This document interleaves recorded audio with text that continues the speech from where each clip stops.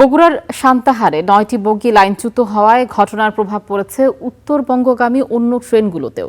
কমলাপুর থেকে ছেড়ে যাওয়া দুটি ট্রেনে দেখা গেছে অতিরিক্ত যাত্রীর ভিড়। ভেতরে সিট না পেয়ে ছাদে উঠেছেন অসংখ্য যাত্রী।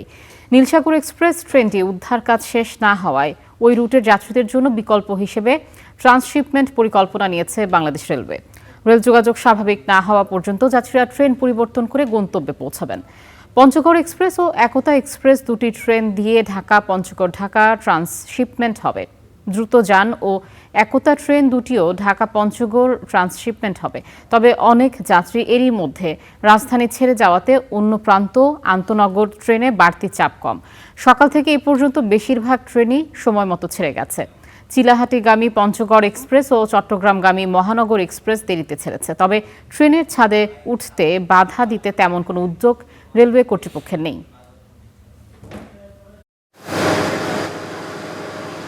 এত ভিড়, পরিবেশ তো এইভাবেই যাইতে হবে। হ্যাঁ, কিছুই করার নাই, সবাই নিজের ফ্যামিলিকে একটু সময় দেওয়ার জন্যই যাচ্ছে। ট্রেনের ছাদে ভ্রমণ করাটা একটা আইনত দণ্ডনীয় অপরাধ। এভাবে ভ্রমণ করলে পারে একটা দুর্ঘটনার সম্মুখীন হতে পারে। নিজের জীবনটাকে রক্ষা করাটাও একটা আনন্দের বিষয়। যদি সে মানুষটা সুস্থভাবে দেশে না ফিরতে পারে তাহলে তার ঈদের আনন্দ কোথায় থাকে? তাই আমি মনে করি রেল কর্তৃপক্ষকে একটু স্ট্রং হতে হবে, বিশেষ করে ছাদের উপরে যাতায়াতটা নিয়ে।